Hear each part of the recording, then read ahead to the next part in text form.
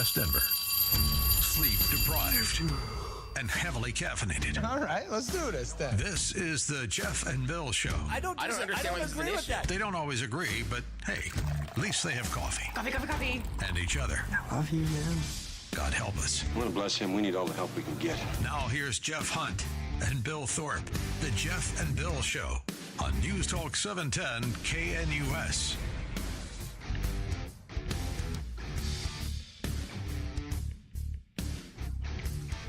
Welcome back to the Jeff and Bill Show, worthy of all the Bill Murray quotes out there. Yes. We are talking Trump, Rubio halting work visas for CDL drivers here in the country in light of the accident that took place in Florida. Do we need to review current CDL operations, how people are getting their licenses, all that? Absolutely. I think Trump is right to pause this. Text message is great on this. People actually texting in the law itself. I think that's what they're saying. It says that one of the general qualifications for being a CDL driver is that you're at least 21 years old and can read and speak the English language sufficiently to converse with the general public, to understand highway traffic signs and signals in the English language, and to respond to official inquiries and to make entries on reports and records. So it feels like already the laws aren't being followed, so we've got to clamp down on this. Let's go back to Mary in Wyoming, who at one point was a CDL driver. Good morning, Mary. Thanks for joining us. I have to agree with what you're saying as far as the laws are not being, and it has to stop with the truck driving schools, because that is how they're getting into the system. Yeah, because I would assume that, and this is also what I worry about, is that if we're just worried about these foreign-born truck drivers, could there also be American-born truck drivers that might not be up to par as well? Oh, 100%. Yeah. So yes. And that's what I'm worried about, is I feel that, again, what Rubio's doing is the idea of, okay, when something's going wrong, just doing something can help. It can also hurt.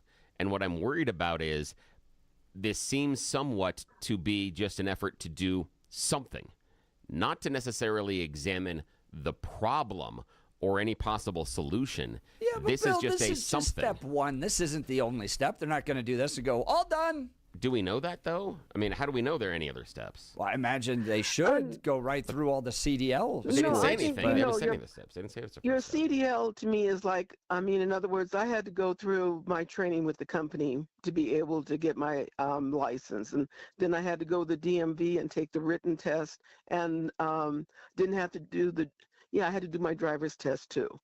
The thing that I'm struggling with on that is like your children, when they go and get their car, yes, there are better ones, inexperienced ones, etc. But we know, the test is very thorough. I remember, if I remember right, I thought it was 24 pages in the manual that you had to study. The reason I'm bringing that up is that it's the experience on the road, just like with your children, that are going to make you a good driver or a bad driver. But you need to understand the rules. If you're American born, you're speaking English, you know what the signs are. So in other words, I don't think that that's where we should focus on. Yes, you can get your test here in Colorado, your written and your letter all in your own language and not in English. That should not be able to happen. That test should be in English.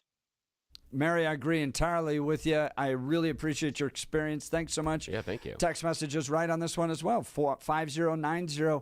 We got to check out these CDL mill schools. Essentially, are they just pushing people through?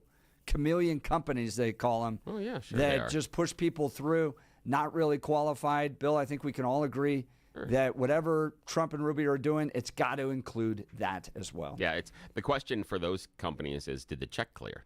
Because once they have you, because here's what I'm seeing so far just on basic research, is once they clear you and give you the license and get you out on the road, wash your hands of it.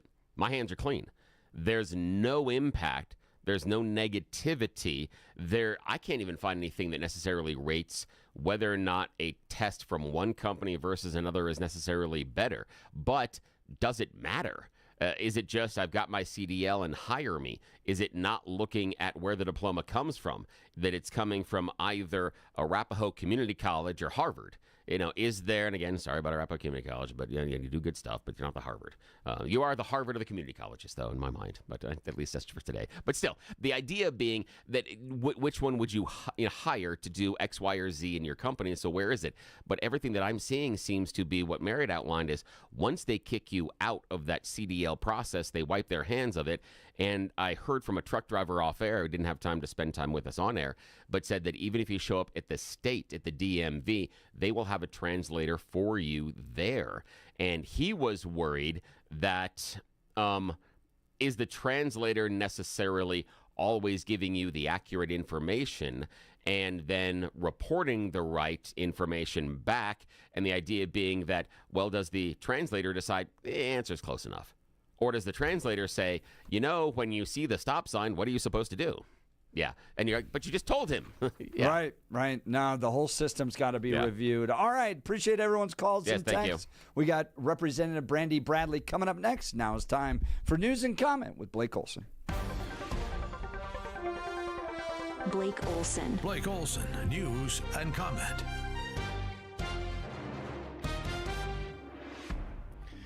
Good morning, 61 and cloudy in Denver. We are expecting a high of 73 today. This portion of the news sponsored by Pastor Camp Heating and Air Conditioning at 303-777-1234 to learn more about special savings opportunities on Lennox equipment.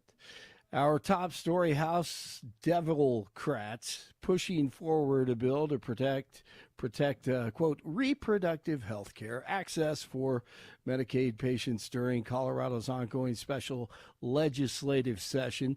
Senate Bill 25B2, approved Sunday along party lines, restores state funding for evil providers like Planned Parenthood after new federal rules cut them out of Medicaid reimbursement. The bill covers services like cancer screenings, STI testing, and birth control, but not abortion, which federal Medicaid law already restricts. Republicans argue the state can't afford the move. With more than $1 billion budget shortfall, the bill now heads to the governor's desk. National Guard troops in D.C. have begun carrying firearms as part of 47's crackdown on crime. Troops deployed to the nation's capital as part of President Trump's crackdown on crime will continue to focus their work on protecting federal assets and providing a safe environment. Meanwhile, Trump is turning his attention to Baltimore, threatening to send troops. In a post on Truth Social, Trump said that Maryland Governor Wes Moore's record on crime is a, quote, very bad one, and said he'll send troops to the city if he thinks it needs help. I'm Monica Nelson.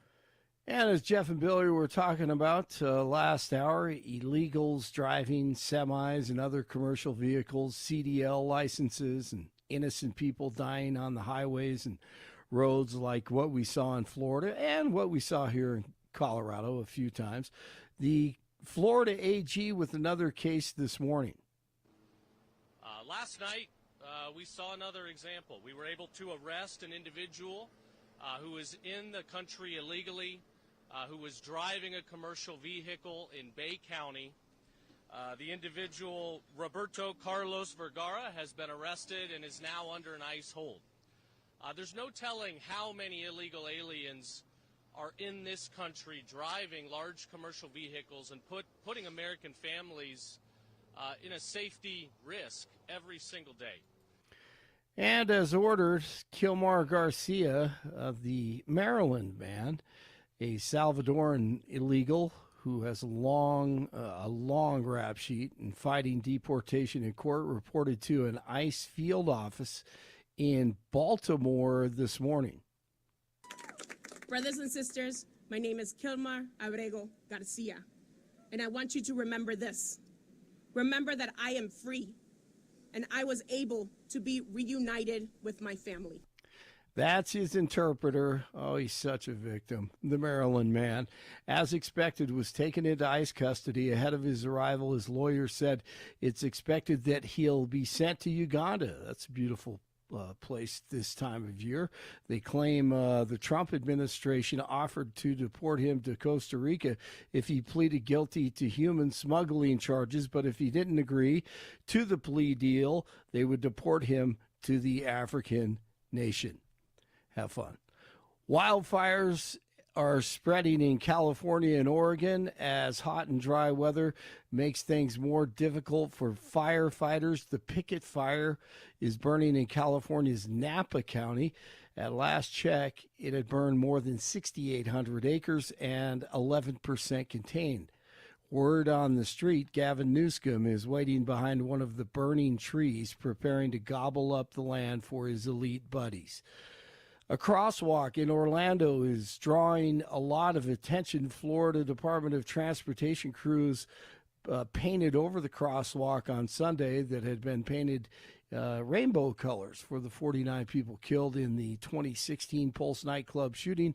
It was the second time FDOT has covered the crosswalk with black paint to comply with the federal order. So they're up in arms about that. There's a protest planned for today over New York City, allowing for the testing of self-driving vehicles. We talked about that last hour. On Friday, Mayor Eric Adams signed an executive order allowing Waymo to test autonomous cars in Manhattan and downtown Brooklyn so long as a person remains behind the wheel. Rockies, the first team to be mathematically eliminated from the postseason. We're number one. We're number one. We're number one. We did it again. We did it again. We are number one. We are. Look at us. We clear it up quickly. You know, people put said it in the books. Yeah, people said at the beginning of the season that we didn't have the ability. They questioned whether or not the Rockies really had the type of organization that could be eliminated before the end of August. But despite all the naysayers, all the doubters all over the world, the Rockies managed through grit, determination, and complete ineptitude. We have now been eliminated. Congratulations. This is great. No one believed in us. No one thought we had a chance, but yes. No one thought that we had a chance. Yes. Thought we would finish maybe second or third in the mathematical elimination. No. We do this right, people. When we fail, we fail with style. This is great. We get it done before September. Yes, we make sure. Yes. Put it in the books. Yeah. God, we suck.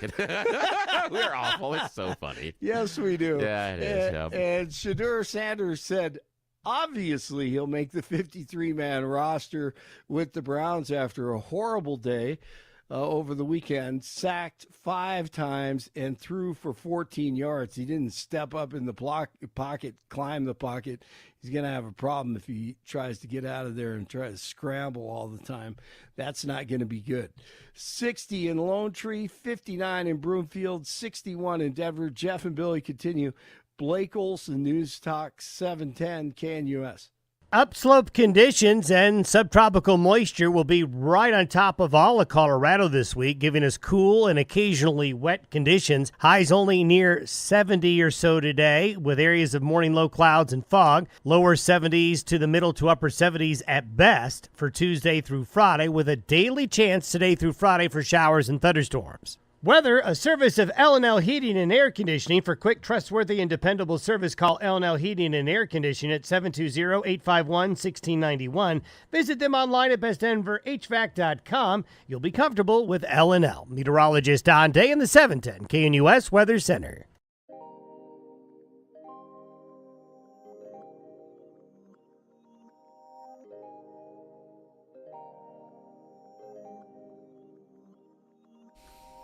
Welcome back to the Jeff and Bill Show. The state of Colorado is facing a $1.2 billion budget shortfall.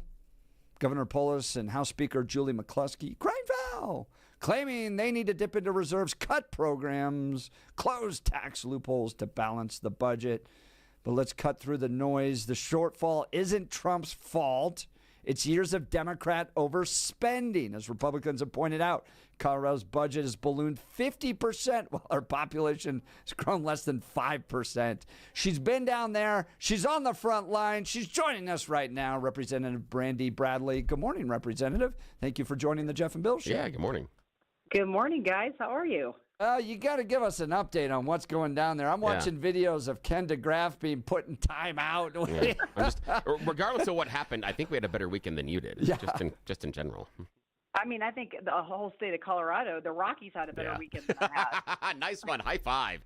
That is fantastic. I mean, you know, the nonsense, you guys, we're there to cut $800 million. And I literally heard a bill yesterday that's going to add $4 million to the budget to give to Planned Parenthood every year. What are we doing?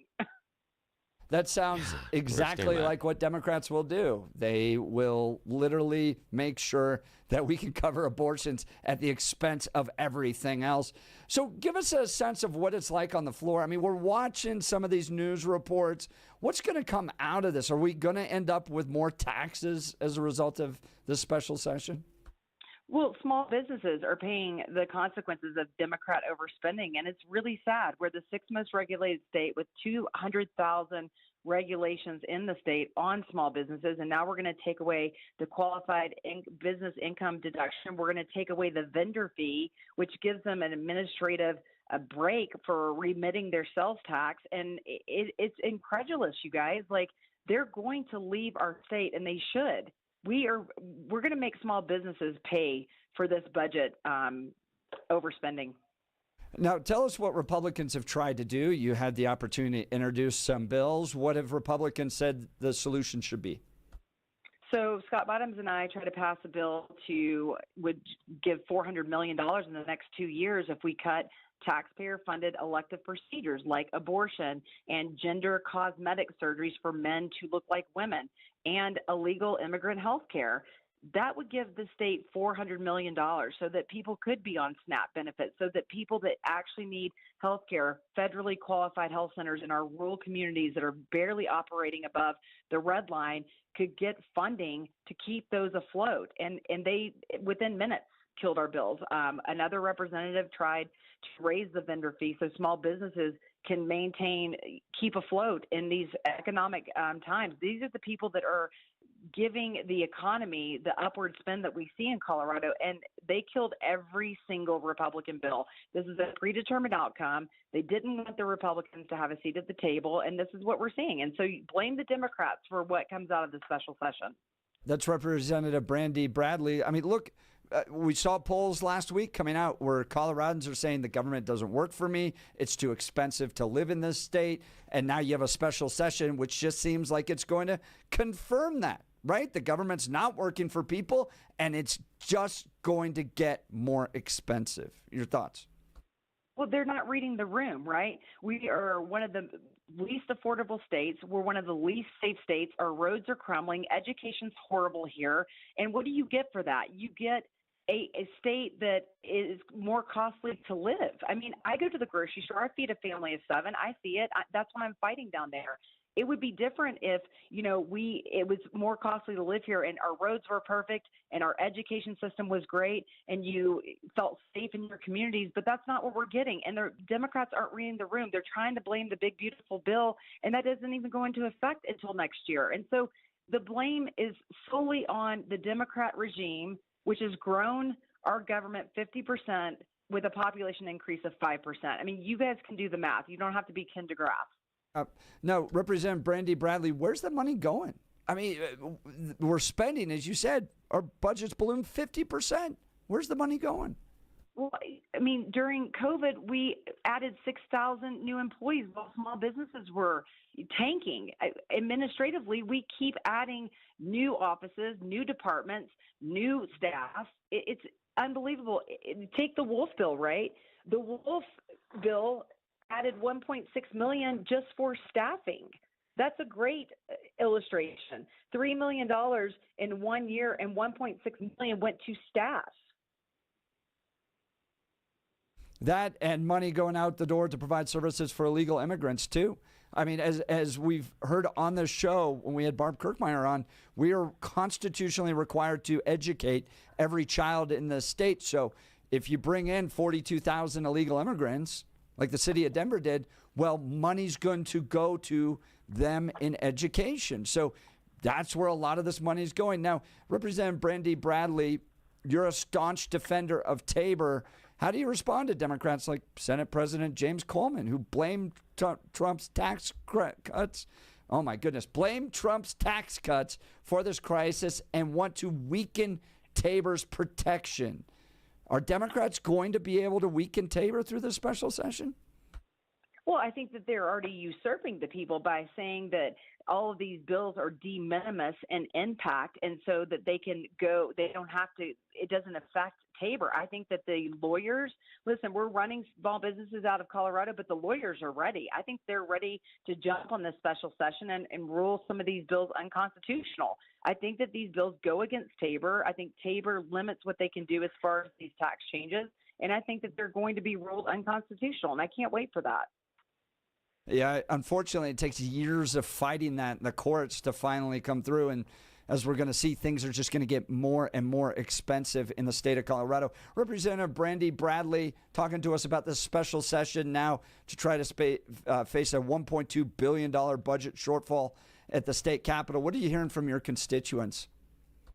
Well, they're angry, right? At my town halls, we have a DD waiver list, a developmental disability. We have over 1,000 people on that wait list waiting for Medicaid services. So while we're spending hundreds of $millions on illegal immigrants, there are children with cerebral palsy and autism that are having their services cut. We have another 4,000 kids just waiting to get on the list. So when people are all mad at me about, well, illegal immigrants need health care. Well, what about these kids in my community that need health care? What about the veterans that are having their Medicaid slashed? They need health care. So you can't pick and choose. These people are the taxpayers of our community, and they don't deserve to have their Medicaid services slashed. They are waiting to get these services, and they've been waiting for years. And it's not fair to those people in my community to have to wait for them.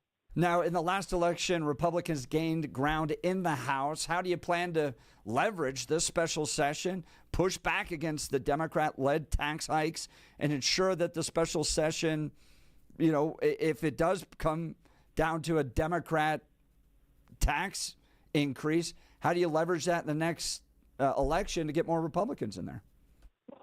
I'm hopeful that Trump lays down the law on these mail-in ballots and makes our elections fair and with integrity. I don't believe we have fair elections in the state of Colorado. I think Tina Peters was integral in saying that. We tried to pass clean voter rolls. They don't want that, and there's a reason they don't want that. We spend $19 million on giving illegal immigrants driver's licenses in the state. So there's a reason they don't want fair elections. But listen, they didn't think that we were going to get as much as we get on social media. I have so many followers with the stuff that you guys put out there and social conservative radio. We are getting it out to the people of Colorado, and they didn't expect that, and we are going to win at the polls next year. I promise you that.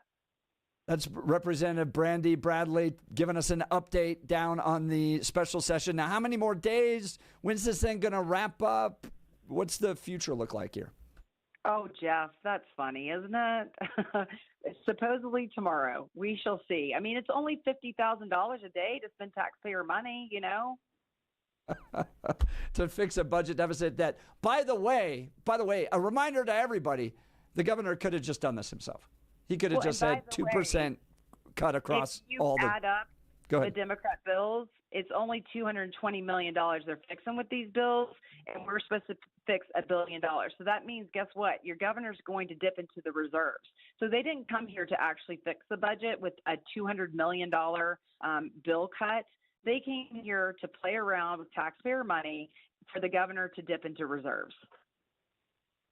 I think what voters are waking up to, and I sure hope they are, and one of the best examples of how even progressives are waking up to this is Ezra Klein's book that basically makes the argument that Democrats can't build anything. They can't manage anything. As text messages are pointing out, we have potholes everywhere, but yet they seem to want to put bike lanes up. They can't deliver on education. They can't deliver on health care. They can't deliver on roads. They can't deliver on making things more affordable. Look at the trains to nowhere in California. Look at how long it took them to fix the 16th Street Mall, how long it's taken to fix DIA. They can't build. It's always twice as expensive, always twice as long. Everything's more expensive when Democrats are in control, and they can't really point and tell you where the money's going. So I hope that there's a waking up that takes place in light of the special session.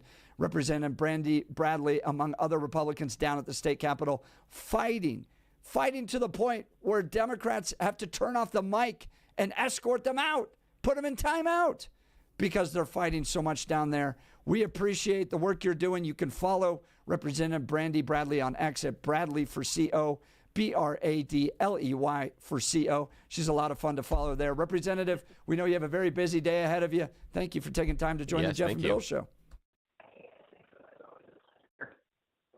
I think we're losing her on the cell phone connection. Say that again, Representative. I said, thanks, guys. Always a pleasure. Oh, thank you. Thank you. Appreciate it. We'll continue to track what's happening down there. But bottom line, sounds like small businesses are going to pay the brunt of this as they have some of their tax breaks taken away. Well, so the thing congratulations. Is, those on that end of the spectrum always will, because who lobbies for the small businesses? Just like who lobbies for the middle class. Yeah. If I'm a billionaire, if I'm Mark Zuckerberg, I can make a phone call and I can talk to the president, if not his top economic advisors, and I can talk to him about why this economic policy or that economic policy is going to hurt me. I call the same office, they hang up. Probably deserved still, but that's the issue. Is those on the upper end of the spectrum, large companies, large bank accounts, have the ability to lobby and maneuver public policy in ways everybody else doesn't. So it is not a surprise that when we have to try to close a budget loophole, it is going to be balanced in two areas. One on small businesses, two on the middle class. Bottom line, if they close this loophole, those are the two groups that are going to bear most of the brunt. It's just how it works.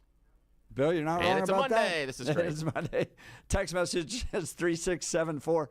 Wadsworth has been under construction since I was born. Yeah, I know.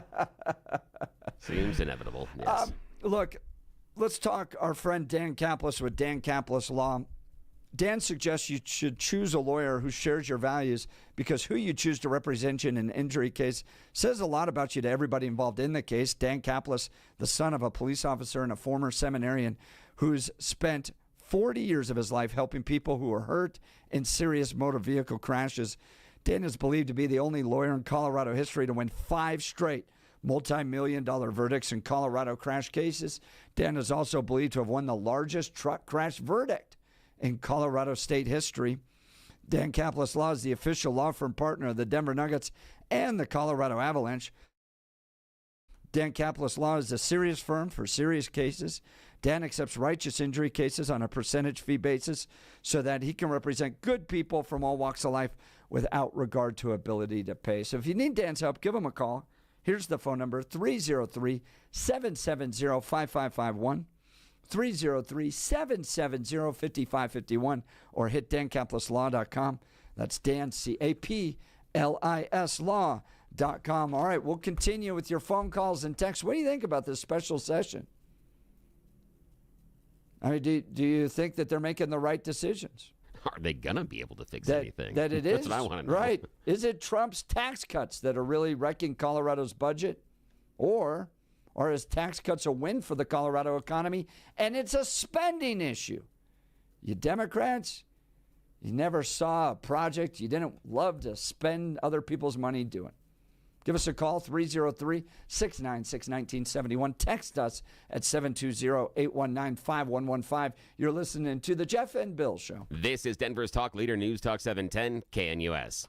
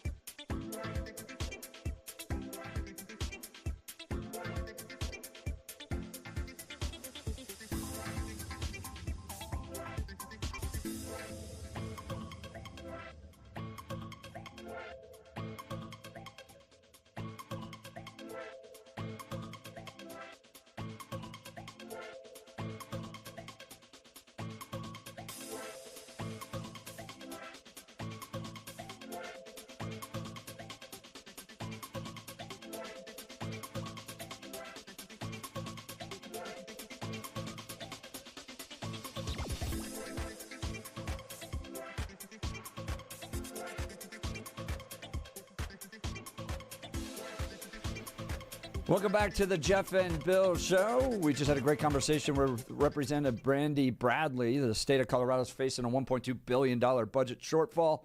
They've got to somehow fill the gap. Who do you blame? Is it Trump's one big beautiful bill that's put us in this position? Or is it Democrat spending? Republicans pointing out down there that our budget has ballooned 50% while our population has grown less than 5%. So where is all the money going? Well, it's going to a lot of these progressive projects, right? We're providing school and health care for illegal immigrants. We're providing abortions. And in fact, Democrats down at the state capitol going, whoa, hold on. Out of everything else we might cut, we sure got to make sure we have abortions paid for by taxpayers. And then surgeries, trans surgeries as well. So in many ways, we're not going to cut anything. We're just going to increase taxes. But as Brandy pointed out, well, all right, this thing will eventually get sued in court, but that's 4 or 5 years. And I think Democrats have learned that, is that they can jump on with their progressive policies. Lawsuits take place, 4 or 5 years. They'll get the tax revenue and continue to do their progressive plans.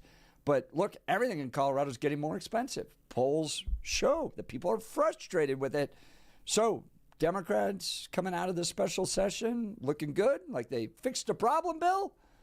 Or looking like they just doubled down on progressive policies at the expense of Colorado taxpayers? I think it's going to be determinant based on messaging, especially out of the GOP, because messaging has to be focused and there has to be some discipline behind it. And what I mean by that is you need to focus on this is a special session to close a budget loophole, meaning we need to cut money and Democrats want to spend more. That's it. That is all the message needs to be. That's all it should be. Anything that is a variant outside of that core, in my opinion, harms a GOP conservative message in this special session. It should be, we don't have enough money.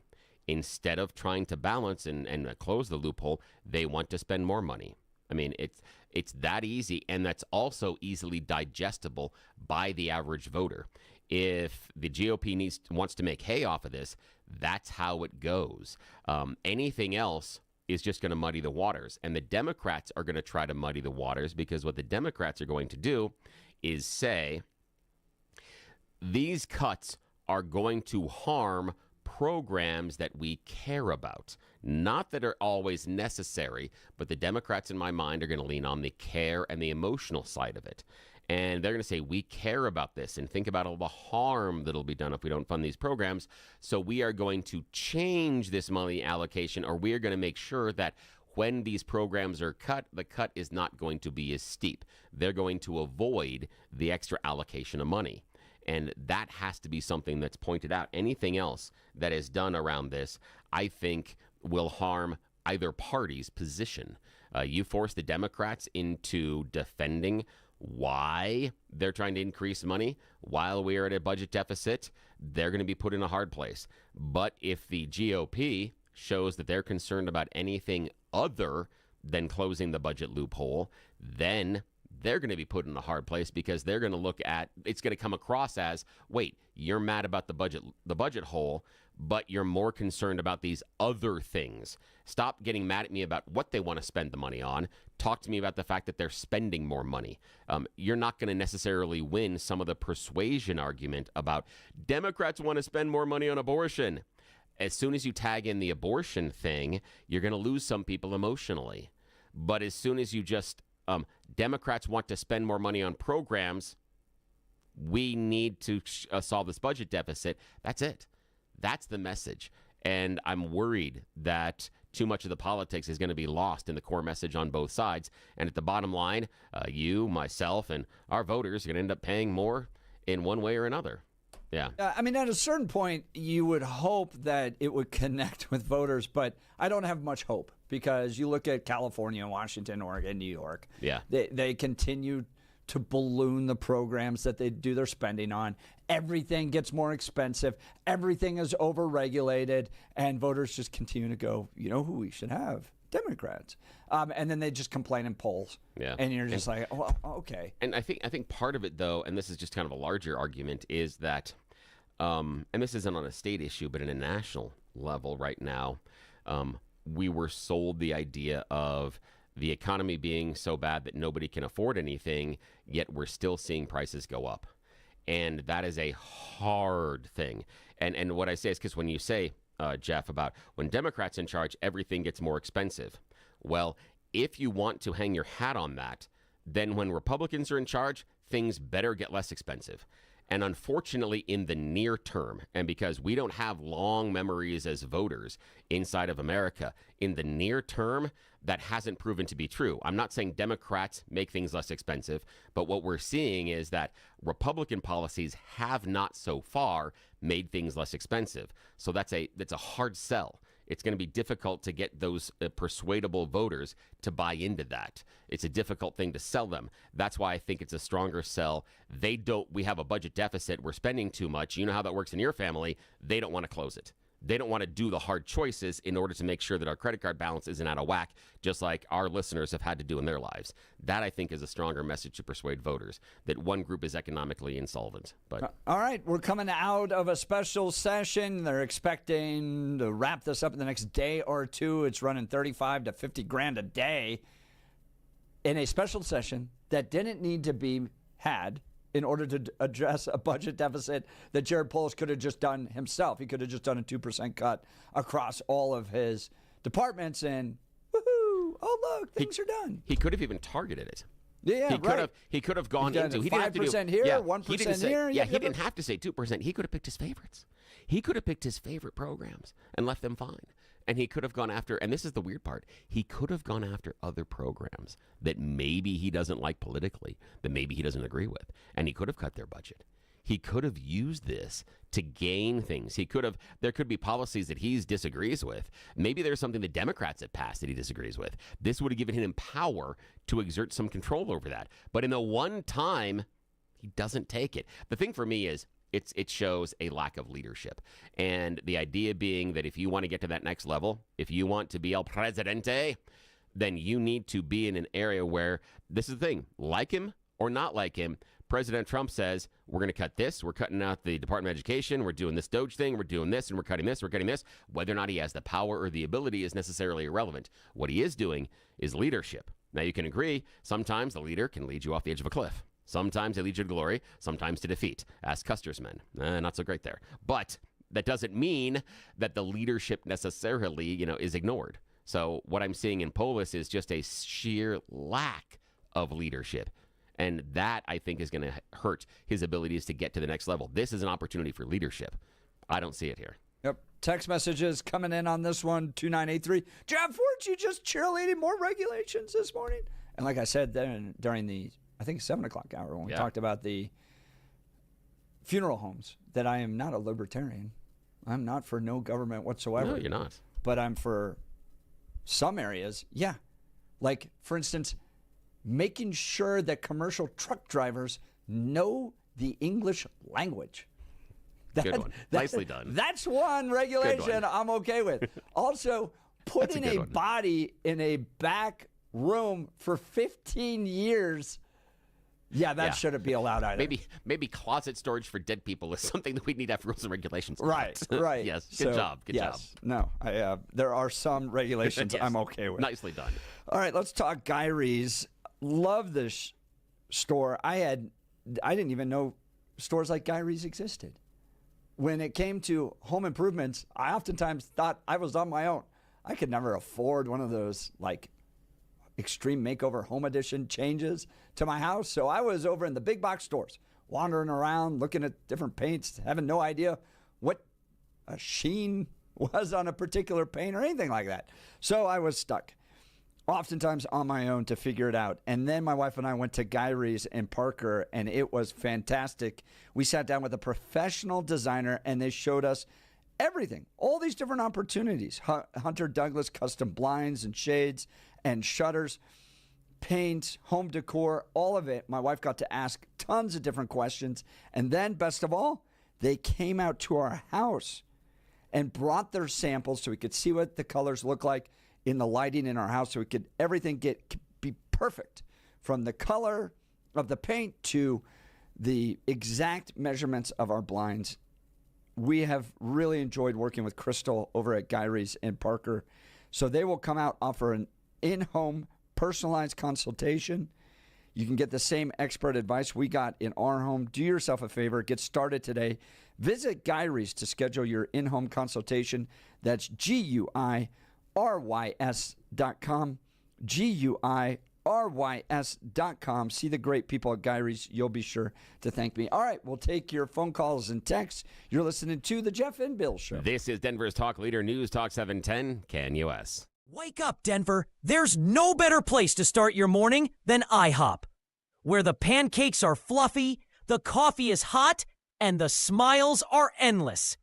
Wednesday, August 27th, join Jeff and Bill as they broadcast their show live from IHOP at 1595 South Colorado Boulevard in Denver.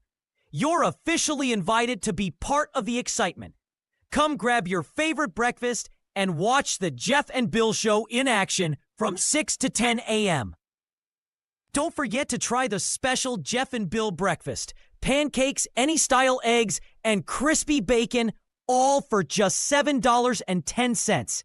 It's a deal as good as their hot takes. All they need is you. Bring your appetite, bring your friends, and kick off your day with great food and great conversation. See you Wednesday, August 27th at IHOP.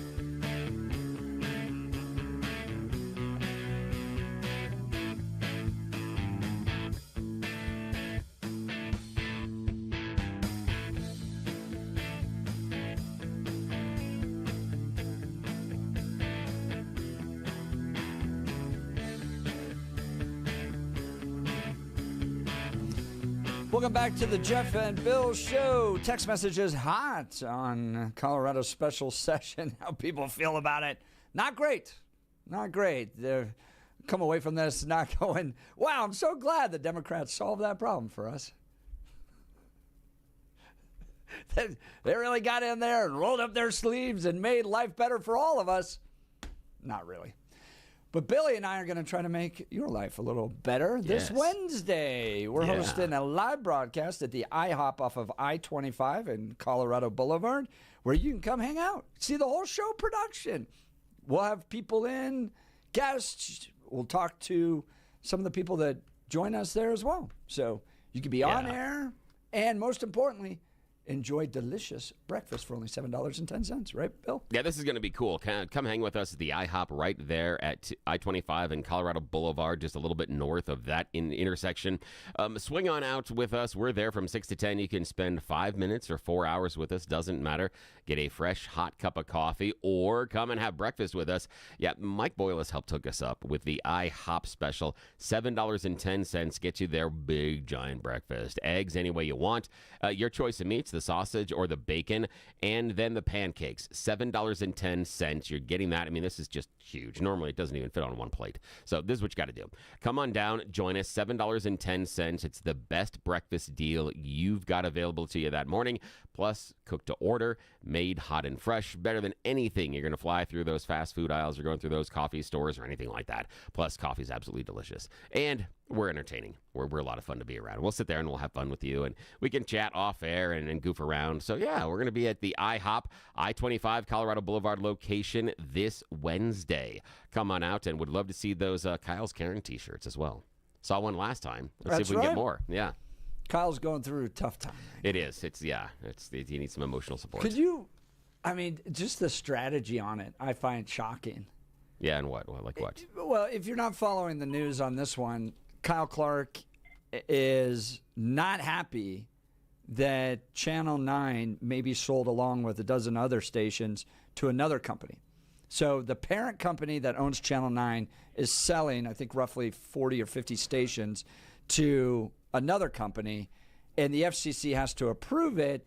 And in light of all this, I just find it intriguing that Kyle's making a big stink. Like, you know, if we were acquired by another company, I think I'd be pretty nice to the company that's acquiring us. The thing for me is, instead of getting Jared Polis, Phil Weiser, and every other Democrat leader out there to condemn it. Yeah, I think it's one. I think it's the Democrats are dumb because they're attacking this incorrectly. Again, surprise. The Democrats not understanding what the real problem is. The core of the problem is not ownership. Get over that.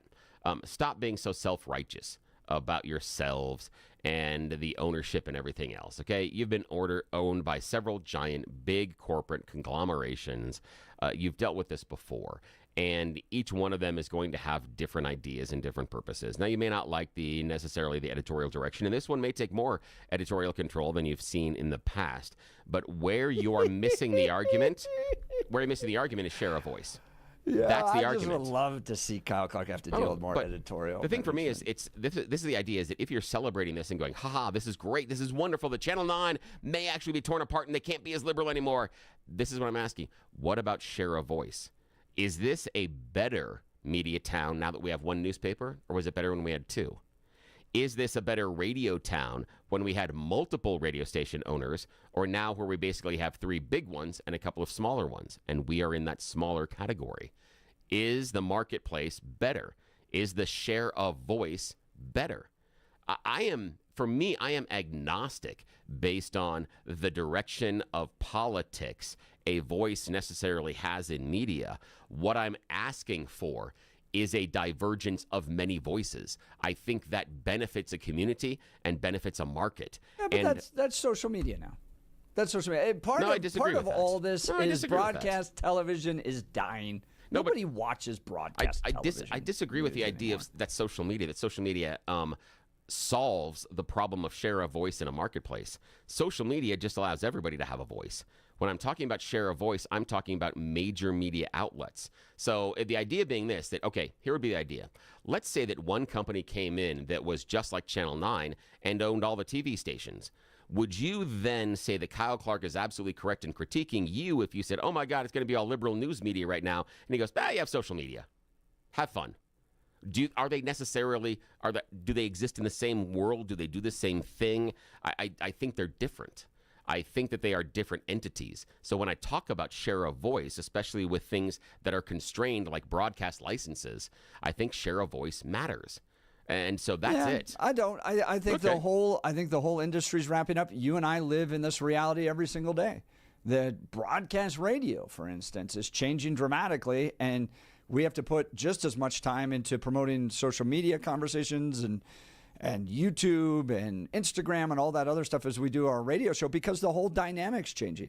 But I have no love lost for the fall of Channel 9 and Kyle Clark, and the fact that you have Jared Poulos and Phil Weiser and Mike Johnston and Michael Bennett all wringing their hands. Oh, my goodness. Oh, no, what's going to happen to local journalists? Give me a break. They don't care about local journalism. They know that Kyle Clark is their primary mouthpiece, and it is on full display in them freaking out over this merger because they're afraid that their prime show pony is going to be forced out. Here's the thing.